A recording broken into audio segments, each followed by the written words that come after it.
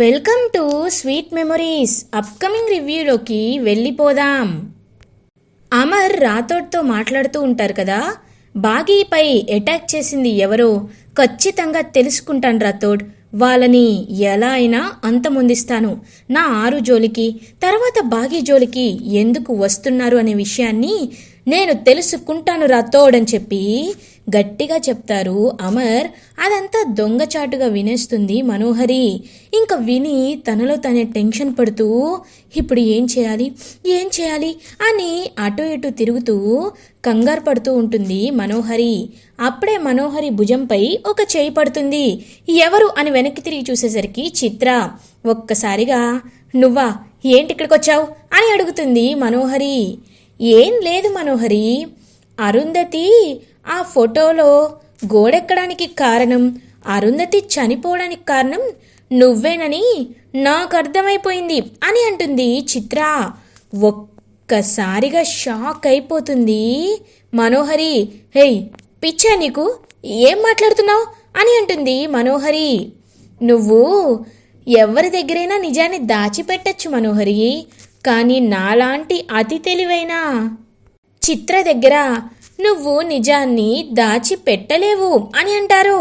Hey నువ్వెన్నైనా చెప్పు, నేనేమి తన్ని యాక్సిడెంట్ చేయించలేదు అని అంటుంది మనోహరి. చూసావా, ఇక్కడే దొరికిపోయావు. నేను చంపేశావన్నాను కానీ యాక్సిడెంట్ అనలేదే. ఇక్కడ దొరికిపోయావు. సరే కానీ అయితే నువ్వన్నమాట నిలబెట్టుకున్నావు. నువ్వు ఖచ్చితంగా మనోహరి అరుంధతిని చంపేస్తానన్నమాటని నువ్వు నిజం చేశావన్నమాట. అయినా నీకు దాన్ని చంపడానికి మనసెలా ఒప్పిందే? పాపం అరుంధతి ఎంత మంచిది, అలాంటి మంచి అమ్మాయిని చంపేశావు చూడు. అక్కడే నువ్వంటే ఏంటో అర్థమైపోయింది అని అంటుంది చిత్ర.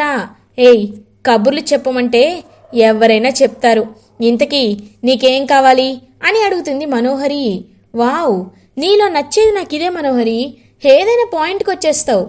నాకు డబ్బులు కావాలి అని అంటుంది మనోహరితో చిత్ర. డబ్బులా? ఎంత అని అడుగుతారు. 10 లక్షలు అని అంటుంది. 10 లక్షలా? ఇప్పుడు నా దగ్గర అంత అమౌంట్ లేదు అని అంటుంది మనోహరి. సరే, నీకెంత టైం కావాలంటే అంత టైం తీసుకో, కానీ మనోహరి గుర్తుపెట్టుకో, ఇంకొక 2 రోజుల్లో నా అమౌంట్ నాకు రాకపోతే నీ బండారం బయట పెట్టేస్తా. అప్పటి వరకు ఇక్కడే ఉంటా అని చెప్పి అక్కడి నుండి వెళ్ళిపోతుంది చిత్ర. స్వామీజీ, నాకొక పెను ప్రమాదం తుఫానులో రాబోతుందంటే ఏంటో అనుకున్నా, ఇదిగో ఇదని అనుకోలేదు, ఛీ అని ఇంకక్కడి నుండి వెళ్ళిపోతుంది మనోహరి. అప్పుడే ఇంక అమర్ మనోహరి కంగారు పడ్డం చూసి, ఏంటి మనోహరి, ఎందుకంత కంగారు పడుతున్నావు అని అడుగుతారు. హబ్బే అలాంటిదేమీ లేదు అమర్, నేను ఆరు ఇక్కడ ఎన్నో జ్ఞాపకాన్ని పంచుకున్నాం కదా, అందుకే తను లేకుండా నేను ఒక్కదాన్నే ఈ అనాథ శరణాలయానికి వస్తుంటే నా మనసు బరువెక్కుతోంది అమర్ అని ఇంకా ఎమోషనల్గా మాట్లాడడానికి ట్రై చేస్తూ ఉంటుంది మనోహరి. అబ్బో బాగానే నటిస్తున్నావుగా, నేనే యాక్టర్నంటే నాకంటే ఘోరంగా ఉంది అని మనసులో అనుకుంటుంది చిత్ర. ఇంకందరూ అలా భోజనం చేస్తూ ఉంటారు. ఇంకందరూ కరెక్ట్గా బయలుదేరేలోపు అక్కడికి బాగీ వస్తుంది. సారీ, కరుణ వాళ్ళ అమ్మకి ఏదో అర్జెంటుగా ప్రాబ్లం, అందుకే నేను వెళ్ళాల్సి వచ్చింది. దాన్ని డ్రాప్ చేసి ఇక్కడికి వచ్చేసరికి చాలా టైం అయిపోయింది. లంచ్ అయిపోయిందా అని అడుగుతుంది బాగీ. అయిపోవడం ఏంటి, అందరూ భోజనం కూడా చేసేశారు. ఏంటమ్మా మిస్సమ్మ అని అంటారు మిస్సమ్మ వాళ్ళ మావయ్య. చెప్పాను కదా మావయ్య, రావడానికి చాలా ట్రై చేశాను. ఇంతకీ 6 అక్క ఫోటో అని అంటుంది బాగీ. ఒక్కసారిగా మనోహరి, అమ్మో ఇది ఫోటో చూస్తే దీనికి అన్ని నిజాలు తెలిసిపోతాయి, లేదు అలా జరగనివ్వకూడదు అని. ఫోటో ఏంటి ఫోటో, అయినా లేటుగా రావడం నీ తప్పు. అందరూ హ్యాపీగా భోజనం చేశారు, వెళ్ళిపోతున్నారు. ఇప్పుడు అమర్కి మాకు ఏమి పనులు లేవనుకుంటున్నావా, రారా వెళ్దామని చెప్పి ఇంకా మనోహరి ఏమి మాట్లాడనివ్వకుండా అందరినీ అక్కడి నుండి తీసుకువెళ్ళిపోతూ ఉంటుంది.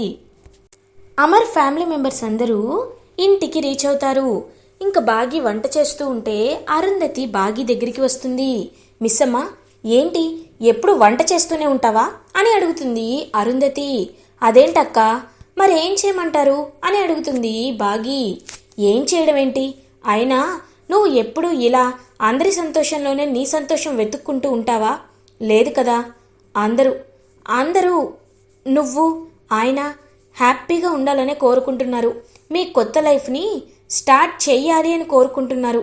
అలాంటప్పుడు నువ్వెందుకని ఇంకా ఆయన్ని దగ్గర అవ్వలేకపోతున్నావు అని అడుగుతుంది అరుంధతి.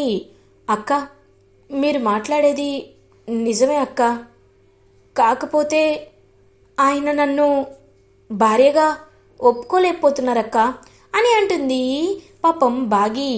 చూడు మిస్సమ్మ, ఆయన తన మొదటి భార్య అరుంధతిని మర్చిపోలేకపోతున్నారు, కానీ నిన్ను పెళ్లి చేసుకున్న తర్వాత 6 నెలలు చూసుకున్నారు, అంతకంటే బాగా నిన్ను చూసుకుంటున్నారు.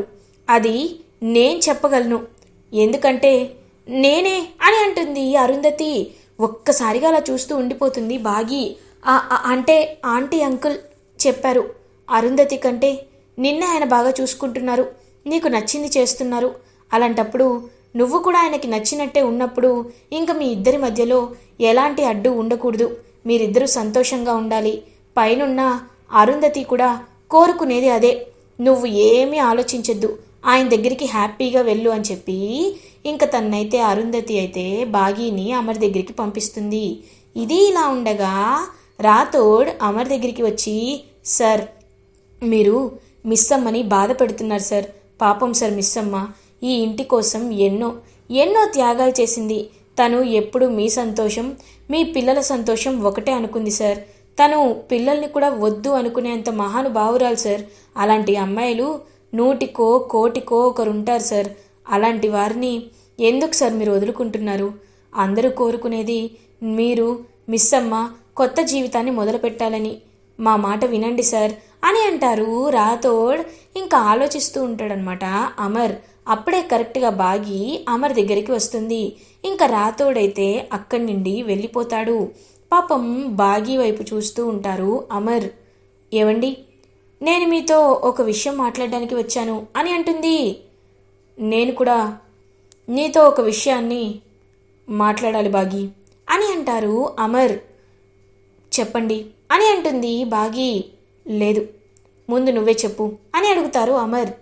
ఏవండి, ఇంట్లో వాళ్ళందరూ మనం సంతోషంగా లేము అని బాధపడుతున్నారు. మనిద్దరం హ్యాపీగా ఉండాలని మనస్ఫూర్తిగా కోరుకుంటున్నారు. మీ గురించి నాకు తెలుసండి. మీరు 6 అక్కని మర్చిపోలేకపోతున్నారు. ఆ విషయం నేను అర్థం చేసుకున్నానండి. కానీ ఇంట్లో వాళ్ళందరూ అర్థం చేసుకోవడానికి కాస్త సమయం పడుతుంది. మీరేమీ నా విషయంలో ఇబ్బంది పడకండి. ఎందుకంటే మీకోసం నేను జీవితాంతమైనా ఎదురు చూస్తానండి. మీరు నన్ను భర్తగా భార్యగా ఒప్పుకుంటారా లేరా అని నేను ఎప్పుడూ ఆలోచించలేదు. మీకు ఇంకా ఎంత హ్యాపీగా చూసుకోవాలి, మీరు సంతోషపడితే ఆ సంతోషంలో నేను ఎలా ఉండాలి అనేదే నేను ఆలోచించానండి. మీరు మీకున్నంత టైం తీసుకోండి, పర్లేదు. కానీ వాళ్ళందరి ముందు మాత్రం మనం ప్రేమగా ఉండేటట్టు నటించక తప్పదండి అని అంటుంది బాగి. ఒక్కసారిగా ఇంక అమర్ అయితే పాపం బాగీని హక్ చేసుకుంటాడు. బాగి ఒక్కసారిగా షాక్ అయిపోతుంది. మిస్సమ్మ, ఇదే విషయాన్ని నేను నీతో చెప్పాలి అనుకున్నాను, కానీ నువ్వే నాతో చెప్తున్నావు. అయినా నీలాంటి భార్య దొరకడం నిజంగా నా అదృష్టం. 6 నేను మర్చిపోలేకపోతున్నాను నిజమే, కానీ నిన్ను ఒప్పుకోవాలన్నా సరే నా మనసు కారణాలు వెతుక్కోలేకపోతుంది మిస్సమ్మ. త్వరలోనే వాళ్ళందరి మాట నేను నిజం చేస్తాను అని పాపం అమర్ చాలా ఎమోషనల్గా చెప్తారు. ఇంక అమర్ మాటల్ని విని పాపం హ్యాపీగా ఫీల్ అవుతుంది బాగి. ఇది ఇలా ఉండగా మార్నింగ్ అవుతుంది. అమర్ ఇంకలా బయటికి వెళ్తుంటే, ఏవండి మీకోసం కాఫీ అని చెప్పి ఇంకా కాఫీ తీసుకొస్తే అమర్ ప్రేమగా ఇంకా కాఫీ తాగుతూ ఉంటాడు. అదంతా చూసిన అరుంధతి వాళ్ళ అత్తయ్య మావయ్య సదాశివ, నిర్మలమ్మ వీళ్ళందరూ చాలా హ్యాపీగా ఫీల్ అవుతారు. అమర్ బాగీలు ప్రేమగా ఉంటున్నారండి అని అంటారు నిర్మలమ్మ. అవునవును, నాకు అదే అనిపిస్తుంది అని ఇంకా సంతోషంగా ఫీల్ అవుతారు అమర్ వాళ్ళ అమ్మా నాన్న. ఇదంతా చూస్తున్న మనోహరి మాత్రం, అబ్బా నాకిప్పుడు ఈ కొత్త ప్రాబ్లం ఒకటా, అయినా అమర్ కూడా ఏంటి బాగీని అంత త్వరగా ఎలా యాక్సెప్ట్ చేస్తాడు అని చెప్పి ఇంకా కుళ్ళుకుంటూ ఉంటుంది. అప్పుడే అరుంధతి మనోహరి దగ్గరికి వచ్చి, ఏంటి మనోహరి గారు, వాళ్ళిద్దరూ హ్యాపీగా ఉంటున్నారని లోపలే కుమిలిపోతున్నారా? మీరు ఎంత కుమిలిపోయినా భార్యాభర్తల్లానే ఉంటారండి, అంతేకాని మీలా వేరే వాళ్ళ భర్తల్ని ఆశిస్తూ ఉండరు అని అంటుంది మనోహరితో అరుంధతి. ఏయ్ అని అంటుంది. షటప్, ఇంకొక్క మాట మాట్లాడితే నేను ఏం చేస్తానో నాకే తెలీదు. ఏంటి నీ నిజస్వరూపం నాకు తెలియదనుకుంటున్నావా? చూడు, నీకు ఇంకొద్ది రోజులే టైం. ఆయన ఖచ్చితంగా నీ బండారాన్ని బయట పెట్టి తెలుసుకుంటారు.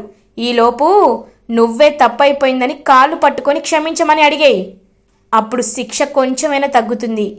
లేదు అనుకో, నిన్ను ఆయన ఏం చేస్తారో నీకే తెలీదు అని చెప్పి ఇంకా అలా అక్కడి నుండైతే వెళ్ళిపోతుంది అరుంధతి. డౌటే లేదు, కన్ఫర్మ్ దీనిలో ఖచ్చితంగా ఈ అనామికలో అరుంధతి ఉంది. లేకపోతే ఇలా ఎలా మాట్లాడుతుంది అని ఇంకా ఆలోచిస్తూ ఉంటుంది మనోహరి. అప్పుడే కరెక్ట్గా మనోహరికి ఫోన్ కాల్ వస్తుంది. హలో, ఎవరు అని అడుగుతుంది. రణ్వీర్ అని అంటాడు రణ్వీర్. రణ్వీర్ నువ్వా, ఏంటి ఇలా కాల్ చేసావు అని అడుగుతుంది. నా ఆస్తి నాకు రావడానికి అంజుని నా దగ్గరికి తీసుకురామని చెప్పాను, గుర్తుందా అని అడుగుతారు. అయ్యో, అంజుని తీసుకురావడం కుదరదని చెప్పాను కదా రణ్వీర్. అయినా ఇప్పుడు నీకు నాకు సంబంధం ఏంటి? నువ్వు నాకు డివోర్స్ ఇచ్చేసావు కదా అని అంటుంది మనోహరి. ఏంటి మనోహరి, నేను నీకు డివోర్స్ ఇచ్చాను కరెక్టే, కానీ పెళ్ళైతేనే కదా డివోర్స్ ఇస్తారు. ఇప్పుడు ఆ విషయాన్ని అమర్తో చెప్పేమంటావా? సరే, నువ్వు ఇంతలా భయపడుతున్నావు కాబట్టి నీకు నేను ఒకే ఒక ఛాన్స్ ఇస్తాను. అయినా నువ్వు కోల్కతా వచ్చి అన్ని విషయాలు చెప్పాలి. చెప్పి ఆస్తి వాళ్ళకి వెళ్లకుండా చేయాలి. వస్తావా కోల్కతా అని అడుగుతారు రణ్వీర్. రణ్వీర్, నీకు ఒక పెద్ద నమస్కారం. ఇప్పుడు ఆస్తులు నేనేమి చెయ్యలేను, నన్ను వదిలేయని చెప్పి కాల్ కట్ చేస్తుంది మనోహరి. అప్పుడే కరెక్ట్గా చిత్ర మనోహరి దగ్గరికి వస్తుంది. ఒక్కసారిగా మనోహరి షాక్ అయిపోతుంది. ఏంటి ఇక్కడికి వచ్చావు? నేను చెప్పాను కదా డబ్బులు ఇస్తానని అని అంటుంది. నువ్వు డబ్బులు ఇస్తానన్నావు మనోహరి, కానీ రణ్వీర్ గారు డబ్బులు ఇచ్చేశారు అని అంటుంది చిత్ర. ఒక్కసారిగా మనోహరి షాక్ అయిపోతుంది. ఇంకా అలా రణ్వీర్ కూడా ఇంటికి వచ్చి చూస్తూ ఉంటాడు. ఇంకా రణ్వీర్ని చూసి ఒక్కసారిగా షాక్ అయిపోతుంది మనోహరి. అమరేంద్ర గారు అని రణ్వీర్ అమరేంద్ర వాళ్ళ ఇంటికి వస్తాడు. రణ్వీర్, ఎలా ఉన్నావు, బాగున్నావా అని అడుగుతారు అమర్. నేను చాలా బాగున్నాను, కానీ మీతో ఒక విషయం చెప్పడానికే ఇక్కడికి వచ్చాను అమరేంద్ర గారు అని అంటారు. ఏంటా విషయం అని అడుగుతారు అమర్. ఆ రోజు మా ఇంట్లో అతనిపై అటాక్ జరిగింది కదా కాళీ, అతను ఎవరో కాదు మనోహరికి అని అంటాడు. ఒక్కసారిగా మనోహరి షాక్ అయిపోతుంది. రణ్వీర్, ఏం మాట్లాడుతున్నావు అని అడుగుతుంది. ఇప్పటికైనా అర్థమైందా నేనంటే ఏంటో అన్నట్లు చూస్తూ ఉంటాడు రణ్వీర్. రణ్వీర్ని పక్కకి తీసుకువెళ్ళి, నేను చెప్పినట్టే చేస్తాను, అంజుని ఎలా అయినా కోల్కతాకి తీసుకువస్తాను, నీకు దండం పెడతాను, ఇక్కడి వెళ్ళిపో అని చెప్పి ఇంకిద్దరిని పంపించేస్తుంది అక్కడి నుండి మనోహరి. ఇది ఇలా ఉండగా నైట్ అవుతుంది. బాగి ఆఫీస్ వర్క్ తన ఎఫ్ఎం ఆఫీస్కి వెళ్ళి ఇంకా తిరిగి ఇంటికి వస్తుంది. ఇంటికి వచ్చి చూసేసరికి అప్పుడే ఇంక నిర్మలమ్మ, అమ్మ బాగి, వాడు రావడానికి కాస్త లేట్ అవుతుందని చెప్పాడు అమర్, నువ్వు వెళ్ళి నిద్రపో అని చెప్తారు. అవునా, ఒకసారి నేను ఫోన్ చేస్తాను అత్తయ్య అని చెప్పి ఎంత ఫోన్ చేసినా లిఫ్ట్ చేయడనమాట అమర్. ఇంకా తన రూమ్లోకి వెళ్ళి నిద్రపోతూ ఉంటుంది బాగి. నైట్ 12 o'clock అవుతుంది. కరెక్ట్గా ఇంకా అంజు అయితే బాగి దగ్గరికి వస్తుంది. మిస్సమ్మ, బాగి బాగి అని పిలుస్తుంది. ఏంటి అంజు అని అడుగుతుంది బాగి.